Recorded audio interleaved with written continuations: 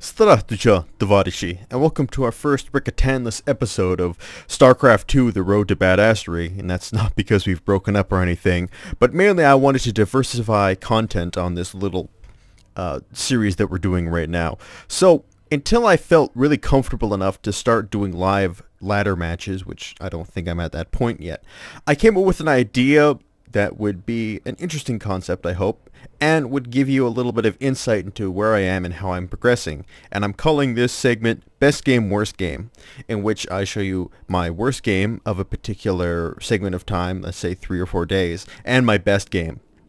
And, through that we can see what I'm doing well and maybe what I need to improve. So, with that in mind, let's start it off with our worst game first, because I'm the kind of guy that likes to end on a happy note. So, worst game is this one here in Aquilon Wastes against Daff Hulk. At first I thought it was Huck, but the people will do that, they will name themselves after professional StarCraft players and come in and try and psych you out or whatever. So, of course, Huck is going to be playing the red Protoss down in the corner here. We're playing the blue Zerg. And I always like to say something weird at the start. It generally changes every day. Like one day, I will choose something that... Oops, I should hide that so you guys don't know how long it is. But now you already do. Spoiler alert. Anyway, so I always like to say something weird at the start of every match. And hopefully it's to... I kind of like to play, I guess, maybe not mind games, but I like to mess with people a little bit and weird them out, because that's how I get my kicks out of life. So, one day it was, Suffer Well, My Friends, which is based off of the Depeche Mode song, Suffer Well. What's another one that I would like to do? I like to do, one of my favorite ones is A Famous Dictator, All Hail Stalinator. And, if you have any good things that I can say at the start of a match, just a little one-liner, that would be great. I'll quote, maybe next time I'll quote Stalin. I'll have just a random Stalin quote. It'll be like, a sincere diplomat is like dry water or wood and iron or whatever the quote is. Anyway, I like to send out my drone scout here at 14 supply to see what's happening. And I'm still really struggling with Protoss. Unfortunately, it's definitely my worst matchup by far. And I'm trying to find ways that I can be, I think, more aggressive versus a Protoss player. But the reason why I scout is generally I want to see what the guy's doing. I want to see if he's doing a fast forge expand. And if he's not doing a fast forge expand, like me and Rekatan were talking one episode, that almost certainly means that he's going early aggression, because if he doesn't do the fast forge expand, he is sacrificing a lot of economic activity in order to go for that early aggression to either A, knock you straight out of the game, or B, do enough damage that he's ahead and you're behind through that economic trade. So anyway, he sends a probe as well. I generally ignore the probe scout. I mean, unless unless they're stupid, and try and put them in my worker line, and then I'll try to see if I can catch them with all my drones and kill them. And that's really satisfying when you get one. It's like you just swatted a really pesky fly. Drone scouts are also particularly effective against Protoss, I feel, because you can always keep your drone in their base, at least for a while, until they get stalkers, because they don't really have anything that can kill it until stalkers. I mean, the drone is faster than the zealot, so we can run circles around him and do all that kind of stuff. So I'm doing my basic build here, which is 15 pool and then about 15 hatch, and here comes some zerglings to join the party. I think I made a little bit too many zerglings. I think I got about 8. That's way more than necessary. So honestly, I thought I had this match in the bag, because I'm like, well, he's a Protoss and he's not walling off. He doesn't know what he's doing. I got this, man. Got it. Hardcore. But I made some pretty major mistakes, and I felt that led to my demise here. So also I think I got the gas way too late too. I'm trying to find out the perfect time in which I can get gas, and what's the optimal, time to throw that first extractor down and start collecting gas and putting up your layer and all that good stuff. And that kind of thing, it comes with practice and understanding, when is the optimal time, when do you want to have this many units out at a certain time, and also kind of what works for you as a player.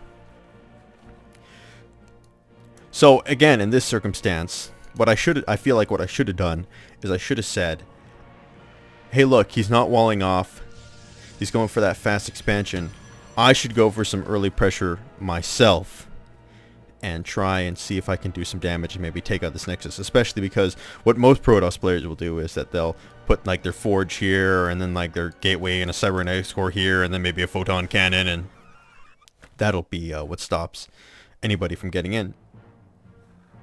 But I feel what I should have done is I should have amassed like 20-30 Zerglings and see if I could, or Speedlings, and run them by and see if I can run them up here and do some damage. And that's definitely one of my weaknesses against Protoss, is I feel early aggression needs to be more of a key factor, and not having drones sit idly for an extended period of time. So layer finally going down at about 7 minutes and 30 seconds. I felt comfortable that I could take it a little bit later because I didn't feel like he was going to do any Stargate harassment. And at least on that count, I was right in my assumption.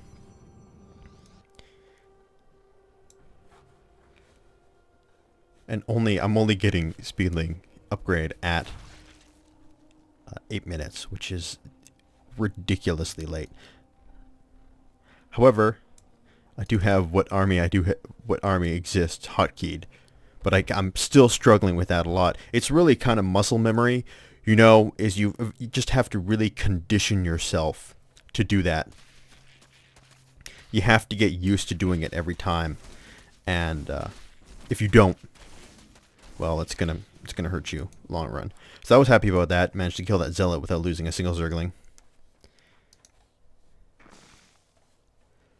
So it's just a habit you have to get into doing, along with doing things like building macro hatcheries at a certain point.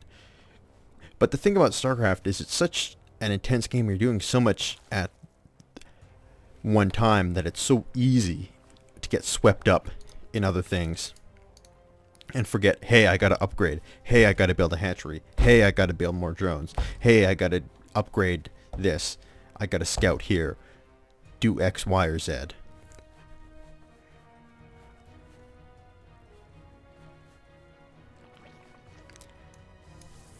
So I think it's also important to be able to look at your replays and say, hey, this is what I did wrong, this is what I gotta improve. And part of becoming a better player is recognizing the mistakes that you're making and doing the best you can to overcome them. And one I still very much have to overcome is that hotkey. And I don't understand why it's giving me such a problem this time, because I was able to do it in Wings and Liberty without much of a problem. And now all of a sudden it's like this huge issue. And maybe it's just been such a long time, and again, my muscle memory from playing the campaign is all army hotkey, and it's taking a lot longer than I would like to override that type of thinking. Yeah, that's a great thing about being a psychology major, is it gives you a lot of insight into just your own thinking. So finally got a macro hatch down, but I'm floating so much resources, and this is a huge problem for me, and it consistently is a problem that I float way too many resources, and I have to spend them faster and better and more efficiently.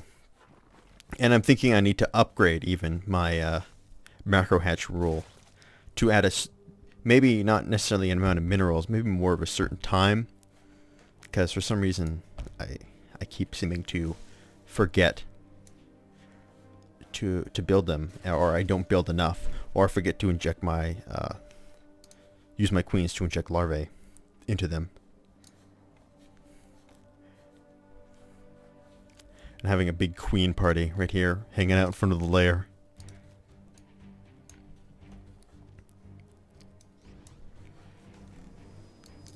So he also got Dark Templars, which threw me off. Eventually, here come the Mutas. I'm gonna do some harassment and scouting, and I think I also have to move away from Muta play, is because I feel really comfortable with Mutas. I really like them. My micro on them is very, very good. So we saw my new expansion, so I know he's going to be coming. So I was hoping that I could draw him away at least with no wait, that's one that wasn't hoping. I saw him moving out, and I was like, okay, what am I going to do? Am I gonna attack, or am I gonna bring my Mutas back to try and defend against this push? And in the end, I end up being a little bit indecisive. As well, my first response was to build a crap ton of Zerglings. Like, oh man, he's got lots of zealots. Here come the Zerglings. They'll stop him. I think Zerglings are underrated in terms of helping to defend against a Protoss push. Especially if he's just got stalkers, then you're laughing. But he had too many zealots for my Zerglings. Plus, these Dark Templar really eat up Zerglings. So here he comes. Here's the push, and I'm like not prepared for this at all. I got a crap ton of Zerglings. The roaches are hanging out. Overlords chilling out in ridiculous numbers, and I wasn't prepared for the push. As you can see, part of my army is not ready for the engagement. They're sitting back, and they just get chewed right through. And it's just a slaughterhouse. And I was in no way, shape, or form prepared for this. My Mutas are back home in his base doing a crap ton of damage. I've managed to kill his entire economy with them and a bunch of stalkers. But by this point, I don't have enough troops at home to actually defend the home base. And as you can see, I've got a ridiculous amount of resources that I'm floating. But when I select my hatcheries, I'm building units as fast as I can. I just don't have enough larvae to be able to produce enough units to defend the hive cluster fast enough. And I feel maybe some roaches or hydras would have definitely helped. Even, 10 mutalisks would have been able to probably turn the tide here pretty easily. And that is, in this match again, I just rage quitted. I'm not a big fan of GGs. I think they're overrated. But I feel that this match was definitely emblematic of one of my biggest problems, and that is not spending my resources fast enough. Because I feel like I would have won this if I had, because here I got more roaches coming in. I've got units coming in. I'm just not able to spend that money as fast as I'm taking it in.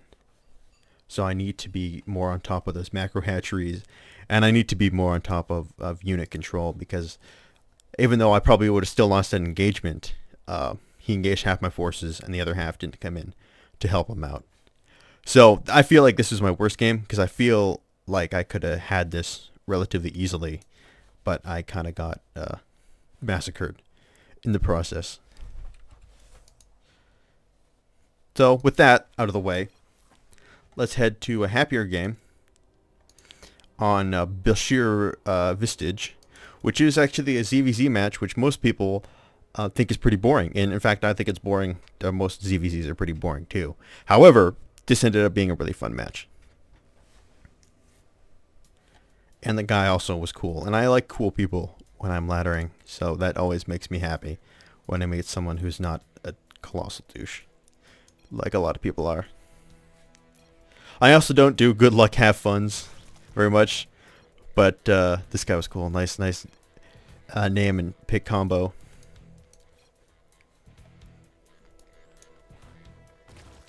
And I also like his name, a grip of squid.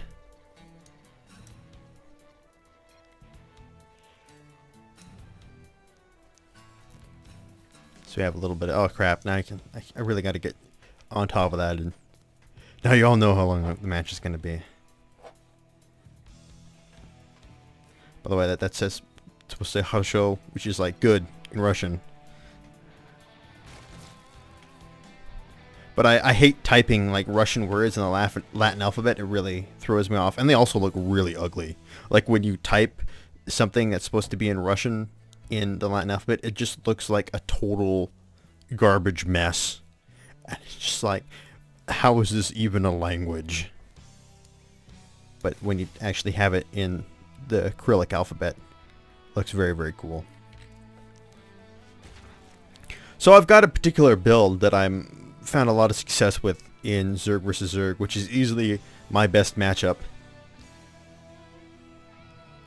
And that is 14 pool, and then 13 gas, and then stop droning at that point. And then build lings until about 20 or 30 lings, however many you feel that you need. And then you attack at that point with that 20 ling army, and by the time you get to about 20, your speed should be done. And that attack allows you to generally either completely knock them out of the game or do enough economic damage that you could macro out of it. I've only had it held successfully a couple times, and more often than not, the reason why this attack fails is because of my own kind of micro mismanagements. So there we go. Oh yeah, he was complaining because I tried to catch his drone like I do all the time. And I try and squish them and kill them. Unfortunately, he was able to slip out of my grasp. It's most disappointing. So here comes the first round of links. As you can see, I got the new skin. Whoops. There they are. I like the new skin. It's very, very cool. Maybe I should use the keyboard to scroll around a little bit more. So I believe I also scouted this. Did I? No, I didn't see that he's building another hatchery. But I do at some point. Maybe it was a different match. But generally, if I scout and I see that, hey, he's gone hatch first, I feel like, okay, got this in the bag. You know, this will be no problem, easy win. Because Zergling Rush versus a Zerg player who goes hatch first is generally a pretty good gamble in your favor.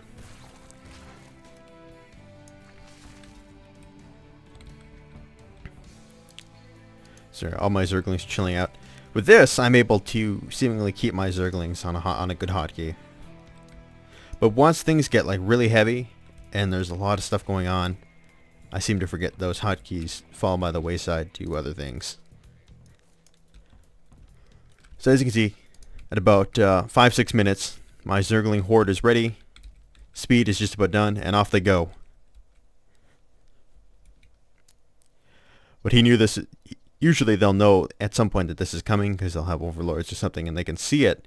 However, they only have a limited period of time to prepare because those Zerglings are so fast they can't really throw down a spine crawler until they won't have time to throw down spine crawlers or spawn enough Zerglings until you get there. However, this was a great block with these two queens holding the ramp, and I decided that I'm not going to be able to do enough damage here.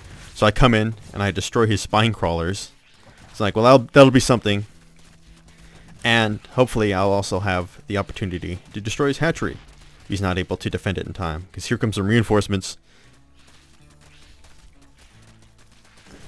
He's trying desperately to defend the hatchery.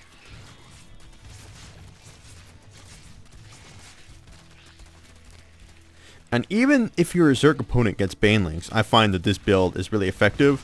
Because even the best players will not manage their Zerglings that well. But he's got way too many queens, and I decide, well, there's no way I'm going to be able to bust through that. So I've done enough damage, and I'm going to pull back for now. I was able to take out his hatchery first. That puts me in a good position to throw down my hatchery and decide, okay, it's time to start macroing out of this. I don't think I'll be able to get enough damage done to be able to defeat him.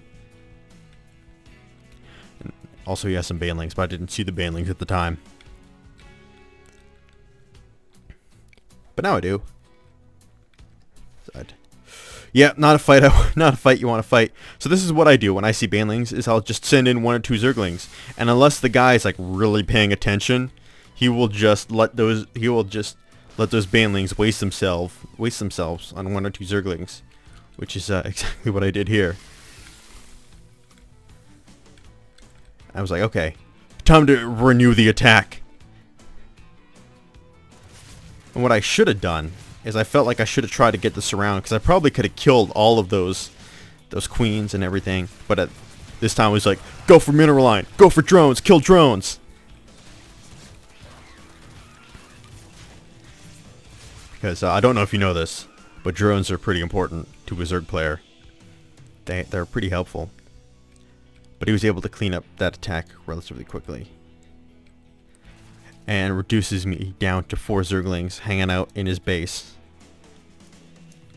But at this time I decide, okay, we've done enough damage. I can macro out of this. And at this time I'm surpassing him in terms of harvesters. So I thought, even though I wasn't able to outright kill him, that was a successful enough attack in which I could put him behind enough to give me the edge in later stages of the game.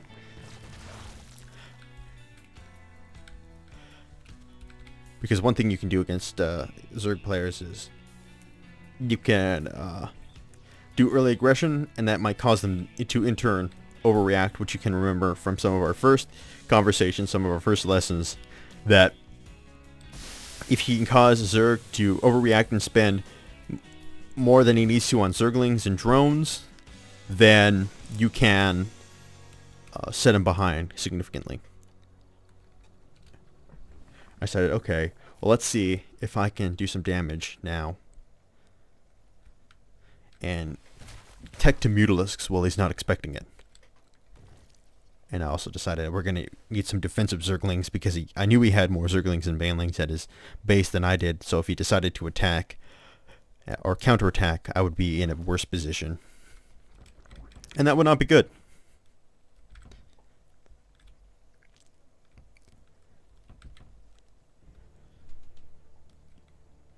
So at this point, I get the feeling that I'm in a comfortable enough position that I can start focusing on things back home, like teching up and droning and getting a Spire down.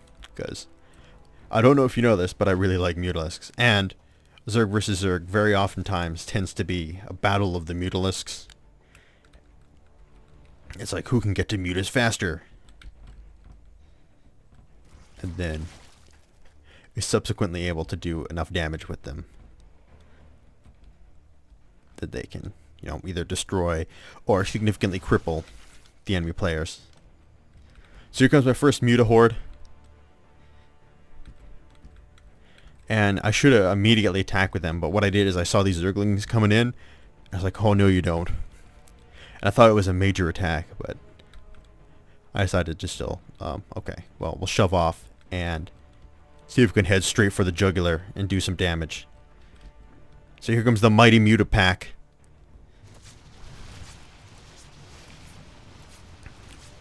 And this guy was pretty good. He saw those Mutas coming, so he threw down a bunch of Spore Crawlers, and I was not able to do a lot of damage.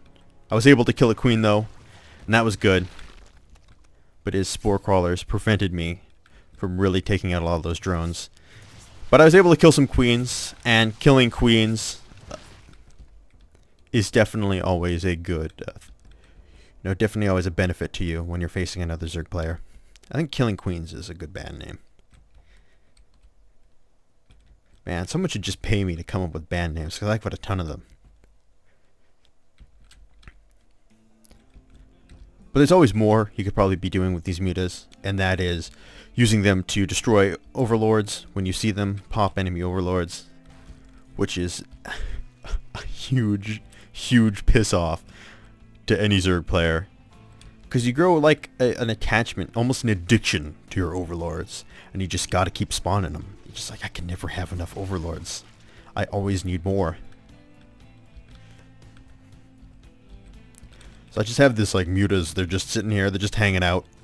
I was able to see that he had some, but not enough to, wait off my mutas. So I was like, okay, hey, look at this. I can get a free one or two. Almost two, but I was able to get one at least.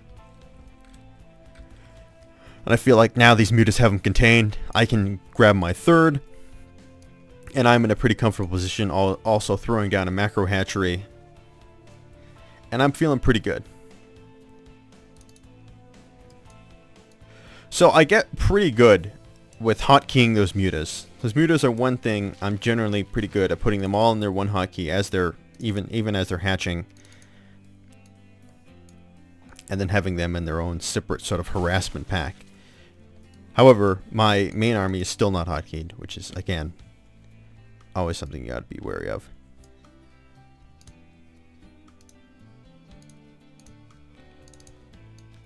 But it's something I'm getting better with, slowly but gradually. It's coming around. So here he comes, moving out with his army. And this is one of those times when we're like moving out at different periods. And I was not prepared for this. I had, a bunch of Zerglings hanging out, defending the front base. But he had Banelings, which are pretty good against Zerglings. I don't know if you know this, but they kind of hard counter them. So he takes out my Zerglings pretty easily. I'm gotta hold the base, so I gotta recall the Muta pack.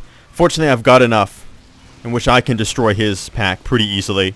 Also, with that focus fire micro, it doesn't look like he's doing it. You can generally eat them up pretty quickly. So I'm able to destroy his mutas. And he's just got these guys left to try and do as much damage as he possibly can. I think he was able to take out all my drones there. If we look at our income, now I'm way behind. 22 drones to 46. But I still have the army advantage because I was able to force them back, destroy his Muta horde, and keep my Muta horde in relatively good condition. And here comes some reinforcing Zerglings.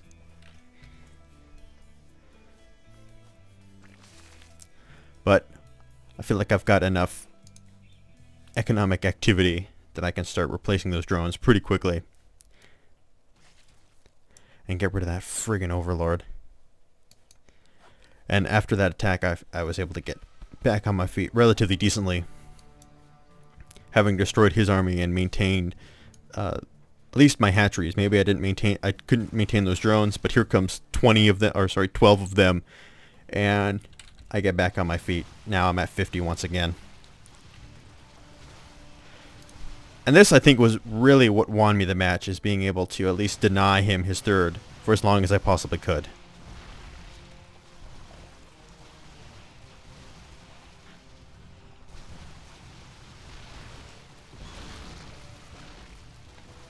Fortunately, I don't know if I was able to kill it third time. Eventually he gets it established. I just can't remember when. So once again, able to take out that hatchery. And keep the mutas flowing. Then he decides, okay, time for a counterattack.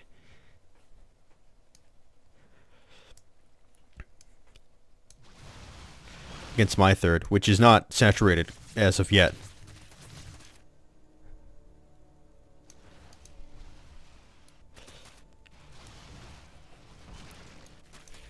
So when these kind of things happen, I think it's another weakness of mine, is I have to decide, am I going to come back and defend the base, or while his army is away, am I going to do as much damage as I can?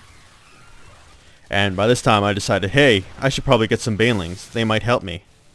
So I was able to take out my base. However, I've got enough mutas here to easily wipe out his Muta horde. They get some Zerglings in here, but there's enough mutas here that they can mitigate most of the damage. If we look at our harvesters, I'm still comfortably ahead. Even though I lost that hatchery in exchange, I feel like it was a decent enough exchange where he lost his entire army. I still had the Muta pack in control. Said, okay, well, time to kill his hatchery again. Here comes the Muta horde, returning for yet another tango. But this time, he had Hydras. Decided, okay, you can keep that hatchery for now. I don't think this is a fight that I'm going to win with these mutas. So in the end, I also ended up going a little bit more insane with harvesters than I probably needed to. I'm at 77 now. 82. We decide, okay, it's time to start thinking about upgrades. So I already had the 1-1. Oops, we had a engagement up here. But I was just trying to do some harass. There was no real death on either side.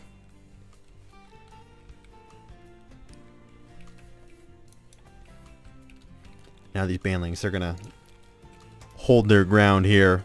I did get that speed upgrade, which is good. Able to snipe another queen with these mutas.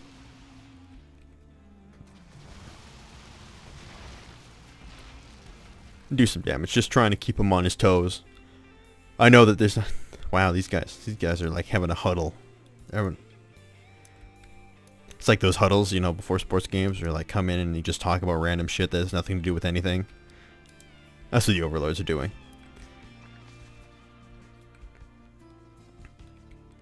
I still keep producing drones.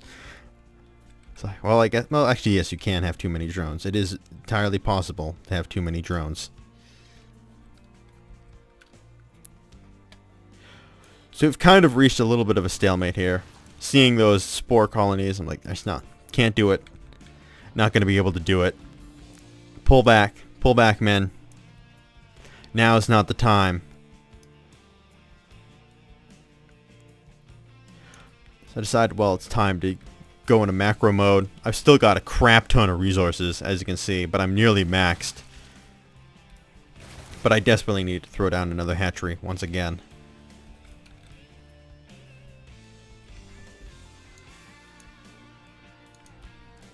And at this point, generally, I decide I'm probably not going to attack until I feel like I've reached max supply. At that point is the time when, say, okay, it's go time.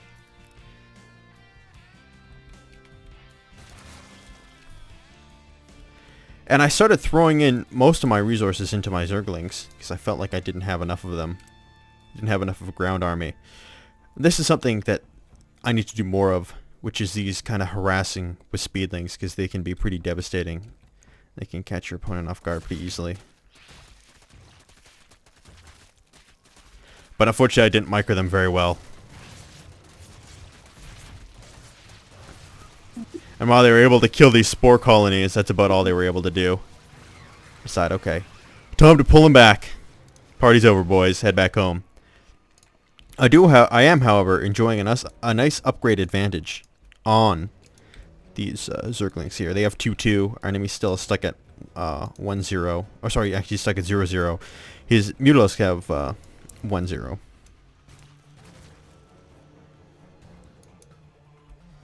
So he decided that he had enough mutas that he was going to push out.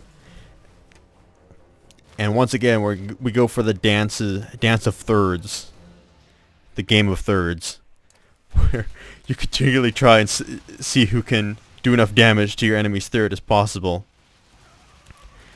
And he brings in the Muta Horde, and I was like, holy crap, that's a lot of mutas. It's like, well, I have enough Zerglings and Banelings to destroy these Hydralisks. But there's no way I can take this Muta Horde, even though now I'm enjoying a 2-0 upgrade advantage.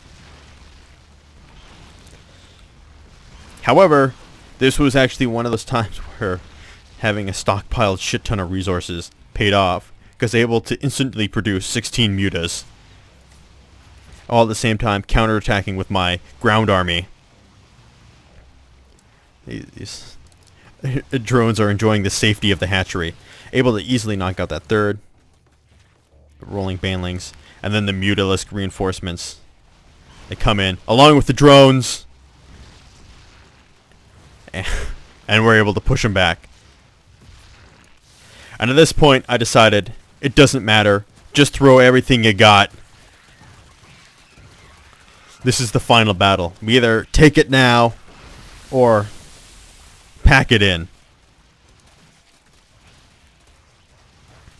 So he brings back his Mutalisk to defend, and I'm sending in everything I got.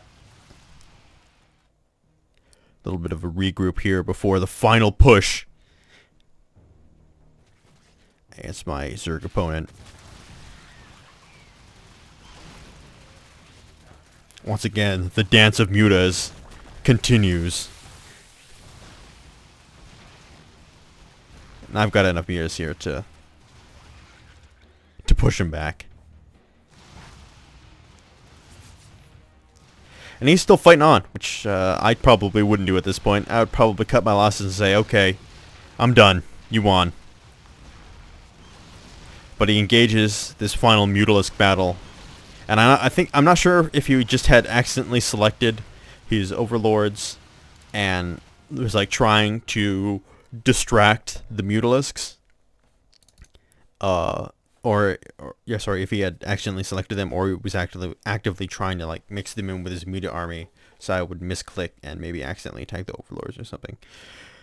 But that was a fun match. That was a pretty intense match. I was pretty happy. What was my APM there? 261, not bad. I'm trying to crack 300. I was able to do it in one game, and I was pretty proud of that.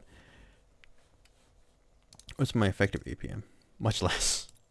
Apparently I'm spamming a lot.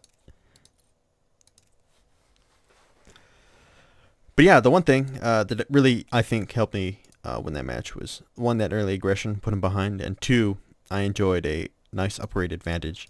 Upgrading is something I'm generally pretty on top of, so I'm happy about that. To always be... I generally am just about always on par or better than my opponents, so that's something I'm generally pretty good with. Don't need a lot of... doesn't need to be improved upon. So that definitely really contributed in that victory, I felt. And I was just able to keep the aggression on. And keeping the aggression on against my fellow Zergs is something I'm really good at. Not so necessarily good at against Protoss. And really, well, until I get Mutas, really poor against Terrans. So that was our first segment of Best Game, Worst Game. And we'll see how this segment of the Road to Badassery involves. I think it'll be cool because it gives us a nice little snapshot of how things are going. So with that, I want to thank you guys for watching. This has been Joseph Allen signing off for now, and I'll see you guys next time.